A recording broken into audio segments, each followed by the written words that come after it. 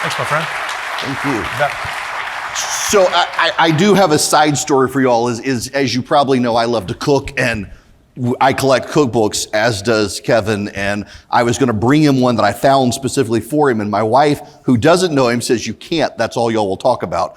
And it's probably a true story, so this isn't going to be about cooking. I want to talk to you about the future of the conservative movement, you having transitioned now into the Heritage Foundation, and it kind of blows my mind the prep and the thought you guys are going into for planning what does the next Republican administration even look like?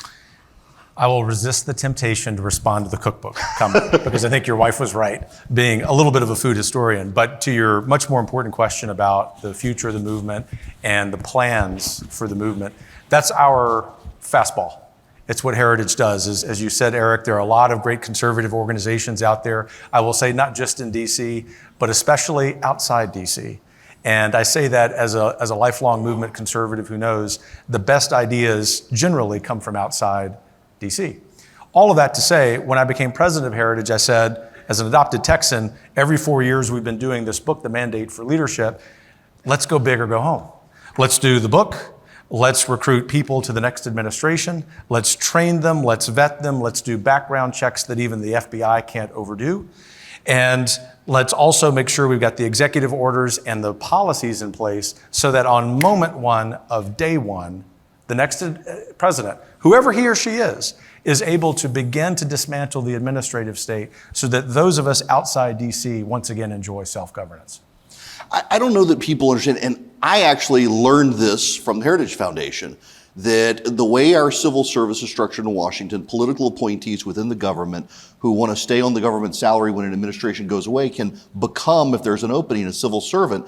And you disproportionately see political appointees of Democratic administrations going into the public service and embedding within, and then they get civil service protections, public union protections, and then they can spend their time with the next Republican administration disrupting the agenda. We saw a massive number of Obama political appointees become civil servants just to do that. And how do you begin to root those people out? Well, there are a lot of really good reforms. So Schedule F, which the last administration discussed, hopefully whoever is our conservative standard bearer wins the election, and whoever he or she is will go in and implement that. But then there's also a lot more leeway for the heads of these agencies to exercise over civil servants, over bureaucrats. I mean nothing against these people as human persons, but I mean everything against them in the aggregate, in that they stand in the way between the branch that should be doing the legislating, Congress, the legislative branch, and self-governance. And so what the administrative state has done for itself is assume all this power. It's those individual personnel who have done so. And therefore, to get to the core of your question, let's say that Schedule F reform, which removes civil service protection for most federal employees, doesn't happen. We at Heritage hope that it does. But let's just posit for the sake of this exchange that it doesn't. Then it's imperative that the next president of the United States appoint men and women as secretaries of these agencies, as undersecretaries, 3, 4, 5, 6 levels down, who actually know how to run an organization, but to do so in a way that we would in business, which is to say lean. This is why when I was thinking about building this personnel database, which we call our conservative LinkedIn, we didn't limit ourselves to finding the 4,000 people we think ought to go into the next administration. That's roughly the number of politically appointed positions. We said we're going to strive for 10,000. We already have almost the 4,000 in this database, and so we've increased the number to 20,000. So for every one of those sets of 1,000, if you will, we get to a deeper level of leadership in these agencies. We have to get control of them in order to give that power back to the people. I want to shift a little bit and talk about the conservative movement and think tanks in general and the role the Heritage Foundation plays, because as I said on stage, in all sincerity, growing up, I didn't know there were other conservative organizations. And I know there are, as many of them have partnered with me, with my show, with this conference. And the Heritage Foundation has always really played a unique role. Some of the groups see it as a rival. I've always seen it as the place where everybody can go sit down at one of the great conference tables and hash out ideas. And Yet at the same time, we now have this real divide within the conservative movement where you have some young people saying, well, what is conservatism conserved? You have a larger populist movement, a nationalist movement. How do you see the Heritage Foundation's role in trying to synthesize and analyze the ideas to come up with the next generation of conservative thought? First of all, thanks for your comments. We don't take that for granted. We're grateful for that and for the support of a lot of people. But at our best, what we do at Heritage isn't just analyze public policy problems and propose solutions. We're doing more of that at the state level, by the way. It's at our best, we are bringing the conservative movement together, which is always a bit of a challenge because herding cats. The conservative movement has some large personalities, right? And we're fairly opinionated, myself included, and we tend to gravitate towards particular tribes in conservatism. But what Heritage has always done, and like you, for me, as I was growing up, it was the North Star for this, is preach, as I like to call it, unhyphenated conservatism. So we acknowledge that in 2023, just as there was in 1983 or in 1963, there are different factions, if you will, of conservatism. Heritage tries to be friendly to all of them, even though there are going to be differences of opinion, right? But to your point that anyone who's a conservative, I would hope anyone, is welcome to come into Heritage, the hospitality that we would show you when we walk into our building is the hospitality that we try to show the entire movement. Are there some ideas from new factions in the political right that Heritage disagrees with? Yes. But ultimately, even though we try to affect the outcome of policy, we are a think tank.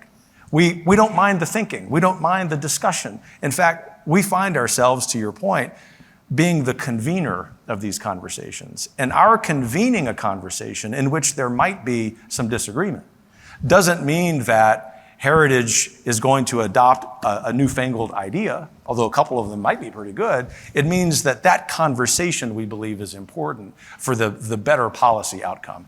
And this is really where I have placed my emphasis in the last 2 years. And having been, as I like to describe myself, a recovering academic, an early American historian who was the only conservative on the faculty, as you might imagine, I'm used to the debate. I'm used to the difference of opinion. And just as you yourself personify in not just your show, but your own leadership of our movement, the more we do that, especially within the bounds of civility, the better off our movement and the country are. I want to step back in your career a little bit. I don't mean this disrespectfully to other states, but the Texas Public Policy Foundation, I think, as a state level think tank, has put more points on the board at the state level than probably any of the other state level think tanks in the country.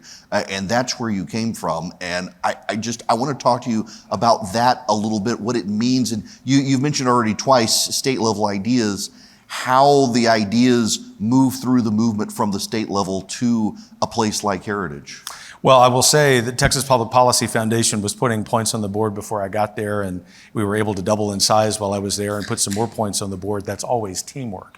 And the reason that they remain successful is not because of me, but because they understand the Reagan principle that if you're not looking to take credit, but instead looking to win, you're going to win a lot. And that's even easier at the state level because in Texas, big state with a lot of money, part-time legislature, the legislators themselves have part-time salaries. They have limited number of staff. And so what we recognized at our foundation in the early days was we can fill the gap of the needs for policy, the needs for ideas, the needs for writing legislation. That is easier to do at the state level, to the core of your question, than it is in Congress. For a lot of reasons. One of them is that members of the House, and especially members of the Senate, have much larger staffs. And I'm not suggesting necessarily that they should have smaller staffs, but what I will suggest very candidly is that we ought to have a lot fewer well-paid K Street lobbyists in Washington. The state-based groups, of which I know that there are a couple here in the audience, Georgia's got a couple, more than a couple of great ones, have even easier access into their legislators, although there are lobbyists, because of the nature of state government being smaller. Right now, to sum up here, this year, in spite of all of the difficulties in Washington, D.C., all of the difficulties in states like New York and California, this is, I would argue, the greatest year of conservative policy success at the state level. If, in fact, the conservative movement and the Heritage Foundation are going to be successful, Our success is going to rest in taking those ideas that have passed in Georgia, that have passed in Texas, that have passed in Iowa, West Virginia, Oklahoma, Florida. It's a long list of about 30 states. And when we control the White House and the U.S. House and the U.S. Senate again, to implement those policies at the federal level. You can't do that without first having that state-based action. Okay, so now a moment for the crowd here to pull back the veil. Some of the people on stage asked if I might have areas I wanted to focus on. Nobody asked for specific questions. Dr. Roberts did not, and I'm totally going to go off on a wild card, but I know it's right in his wheelhouse. Is this about cookbook? Yeah, well, kind of. Kind of. So I am a really big believer in when you look at early American history, you had communities that came together, and oftentimes in those communities, everybody knew each other. They broke bread together. They worked together. They made sure that their survival, though independent, was also intertwined. You can read the early stories about the pilgrims at Plymouth, where when it was very communal, nothing worked. They had to give individualized plots for people to take care of their families. If you were, I mean, even king for a day, what policies do you think that we as a government need to implement from a conservative level to try to reemphasize the necessity of not just community, but the bread-breaking aspect of a local community instead of everyone looking to Washington, D.C. or even their state capital for answers? I love that question because for me, it's really the core of conservatism. That is the community aspect of it. I think most of us at Heritage are very much followers of Russell Kirk's great writing. He was a fellow at Heritage for many years in addition to his other work. We're Burkeans at our core, and so we see our conservatism through the lens of institutions. The most important of those institutions is of course, the family. And I promise I won't go all academic on you here. That's all right.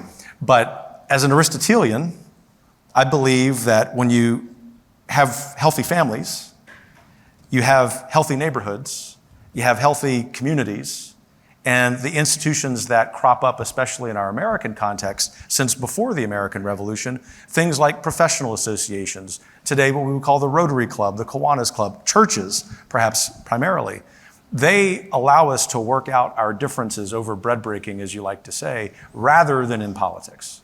And so ultimately, for the Heritage Foundation, I'm going to get to specific policies momentarily, our success, that greatest measure of success, is helping to revitalize that kind of life, because it's in that we're able to have self-governance.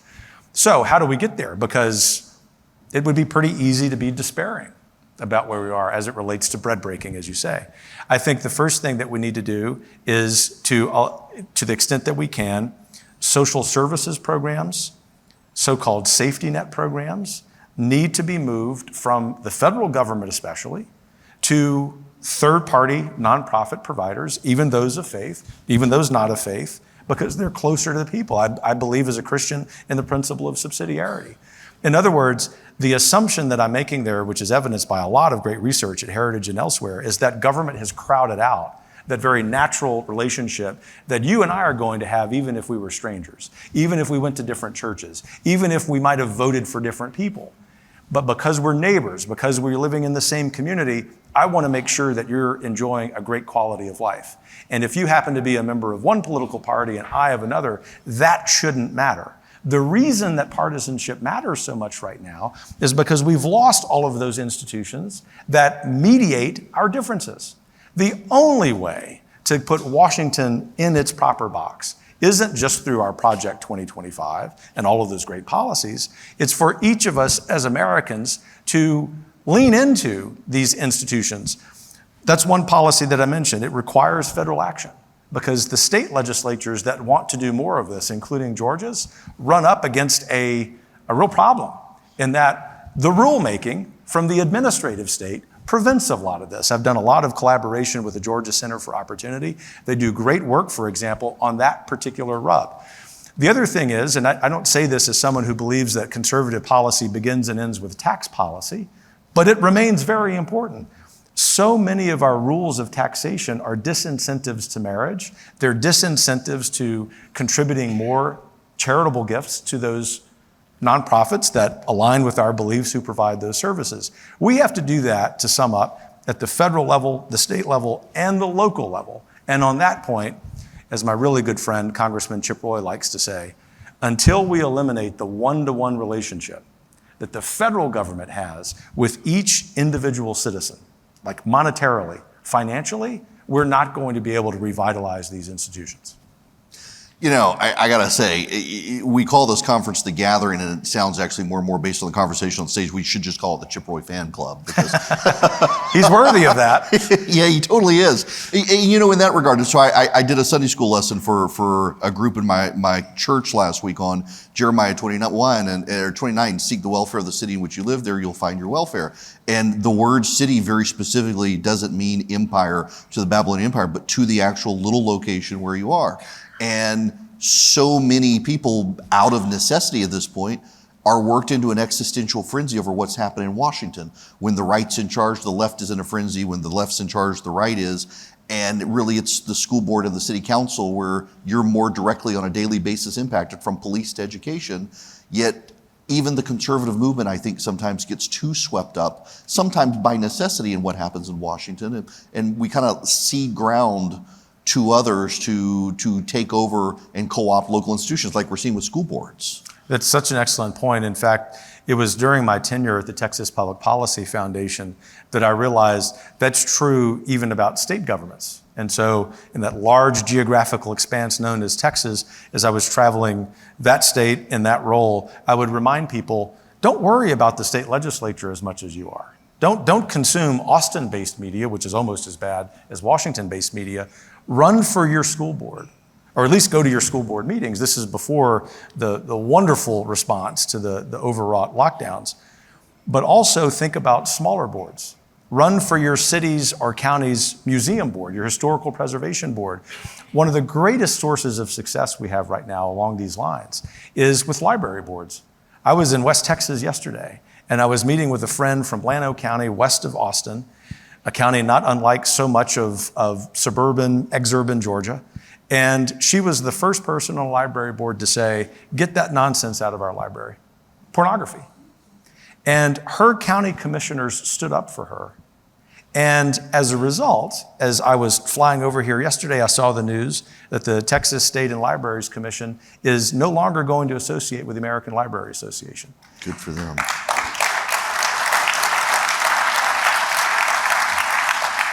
This is an example of winning. And Washington, D.C. had nothing to do with that. And so, as I mentioned to my friend yesterday, congratulating her, a woman of tremendous faith, she's had to endure a lot of nonsense from the radical left. This is where we need to be focusing our time. And it also makes us a lot more sane if we're consuming less of what's going on in Washington. Focus less, frankly, on big personalities, whoever he or she may be, and more on revitalizing our communities and saying, I've got a little bit of time to give back to this American republic to which I can never repay what it has given me. You don't have to do that in Washington. You don't even have to do that in your state capital. You ought to do it first and foremost in the community in which you live. So one of the things I've noticed, you mentioned the American Library Association, there's been this great capture to a degree by the left of what are amount to trade associations, but they're treated as academic institutions, like the American Academy of Pediatrics, which is really a trade association. It's not really some academy of high-minded people looking at pediatrics. They make a lot of money off of gender transitions, and so it's no surprise they're going to continue it while other governments around the world are dropping it. Or the American Library Association. You may disagree with me on this. I've had this criticism of our side that we often set up our own groups that are not as good or well maintained, as opposed to engaging in infiltrating and slowly co-opting as they did. And I would actually be curious in your thoughts on how do we, if cultural institutions are captive, without putting ourselves into some cultural ghetto on the right, engage with those cultural institutions? I think you're right about that. I mean, actually, I don't disagree at all. Although there is some disagreement on the right about that. I think we have to do two things at once. We have to be savvy enough to assess which of those institutions, whether they be educational or professional associations, to use your example, are so far gone that we're actually wasting our time by getting involved. I can think of some K through 12 schools and some colleges who are probably in that category. And yet, if all we do is build an alternative or parallel economy, while I like that and I try to participate in that as much as I can, If we think that we're going to be able to survive as a republic without retaking some of these important institutions, Ivy League schools, some big state universities, at least a few of these professional associations, then we are going to be in a ghetto. And so that requires some discernment, which I would argue requires some faith, which is the importance of faith and conservatism. The good news is I really do think that we're beginning to see the early victories. It's sort of our Lexingtons and our Concords. I believe we're in the Second American Revolution as it relates to institutions, to be very clear. A bloodless American Revolution, I hope, in which we recognize, as Americans did in the days following the American Revolution, the war has been fought. Now we have to go build institutions. This is what Alexander Hamilton set out doing in New York City with lawyers' trade associations. This is what we have to do. I mean, not that you have to listen to my advice, and I just mean this as one guy. My wife and I were talking about this earlier this week. Let us leave this conference. Let us, as we're leaving church on Sunday, let us ask ourselves the question, what's one new thing that I can do to participate in an institution? Maybe it's rejoining a Rotary Club we used to be members of. Maybe it is giving a little bit of money to an alma mater. And let me do that if I think, in fact, through my comportment, my civility, but also my perseverance, I might be able to help it lean in the other direction. If a lot of us start doing that, you're going to see a lot more victories. Okay, I've held off as long as I can. So COVID, everybody goes into it, and suddenly you can't buy flour because everyone's started making their sourdough, much of which is dead by now. I love this question already. People are suddenly in their backyards planting gardens. The number of friends that I have who suddenly own chickens is astronomical.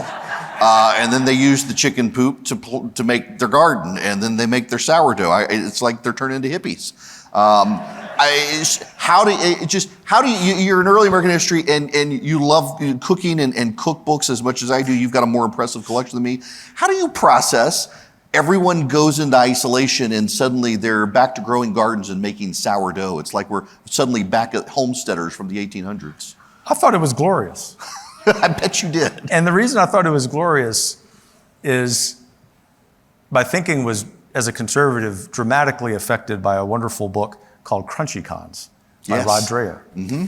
And it's now 15 years old. I keep telling Rod, he's very thoughtful, don't agree on everything, but he's very thoughtful, to revise it, to update it, and he may get to it. But the reason is, it got us back to focusing on our families, on our neighbors, on our communities. If my wife were here, she would say it's also because I once prided myself in being an emerging chicken farmer when I was running a K through 12 Christian school and didn't have time to do this. And I was having so much fun. We had a few hundred chickens.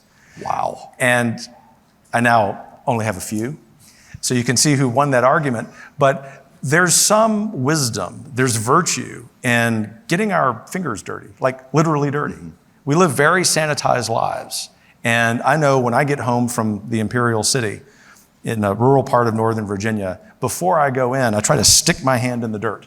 Not chicken poop, dirt. But I think ultimately it's a very human exercise in the fact that at this time of great disorientation, where we couldn't make heads or tails of what was fact, what we needed to be worried about, who we could trust in terms of public health officials, what did we do? What humans have always done, which is to be not just introspective, but to think about how we can be self-sustaining. And we can do that and be active members of civil society. In fact, they go hand in hand. It is one of the weird oddities, I guess, of progressivism is we do have this movement, and now suddenly you have a progressive ideology that says, well, now everything should be farm to table. We should get rid of corporate farming. We should force you to buy local. And yet at the same time, the same progressives, like I have friends who are into the raw milk movement, but we must regulate out the raw milk.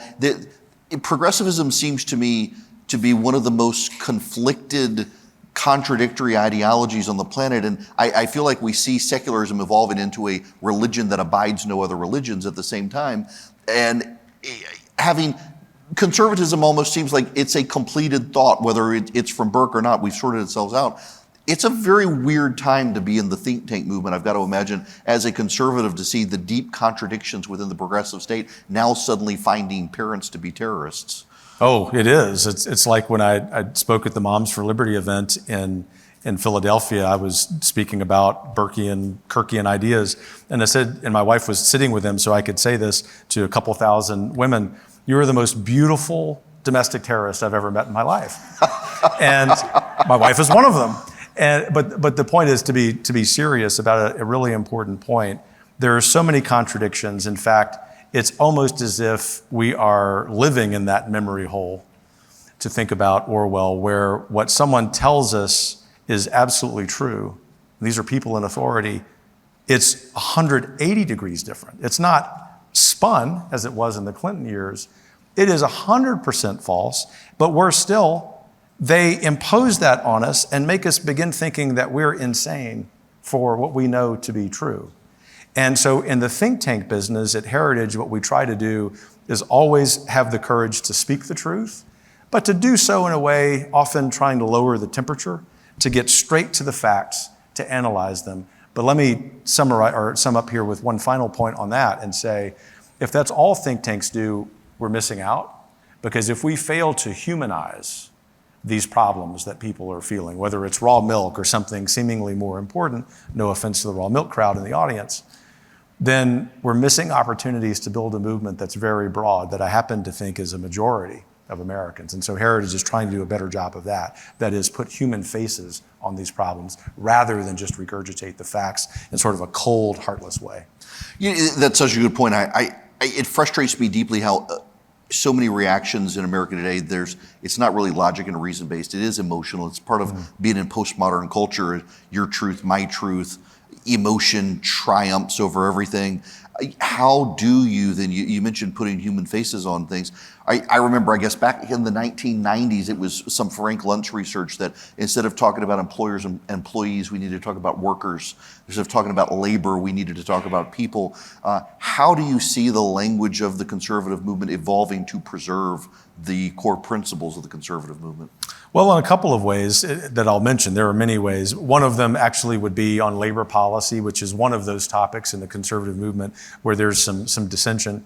And there, I think Luntz's research from the 90s is instructive. Regardless of where someone falls on some of this labor debate, we ought to be speaking about people and about workers. Another one to talk about our contemporary hot potato issue following the Dobbs case, and I'd say this as an ardent pro-lifer, is abortion. And I mean, I've been guilty of the following unintentionally, of talking about abortion as a policy, of the Dobbs decision as just this legal decision. One of the reasons conservative candidates are having a hard time messaging on this, aside from the fact that they're not courageous enough to message on it, is that they don't humanize it. They don't humanize it with the narrative framing of families, of a relationship of human persons, not just the unborn baby, but the mom. And when candidates do this on that issue, they're very successful, because voters who might otherwise vote against them because they're not as pro-life as that candidate seemingly, they realize, oh, they at least understand some of the emotions around that moment. We will often see in these focus groups, they're not making a moral judgment about someone. They're someone who's going to listen. I think the more conservatives of great principle do that, it doesn't mean that we're forsaking our principles. Heritage does a lot of research on pro-life messaging. We're never going to stop being pro-life, but we need more candidates to talk better about that issue, not just to win elections, that's like the base concern, but to build a civil society where we can have real conversations about these hard issues. Dr. Kevin Roberts, I value your leadership at the Heritage Foundation. I mean, I'm effusive with praise, and it is legit and serious. The work that you guys have done over the years, your hospitality to me when I come to Washington, and to see Heritage now moving further into the 21st century with your leadership, it's a great thing to see. Thank you so much for joining us. It's a great privilege. Thank you. God bless you. Thank you. Yeah, thanks a lot.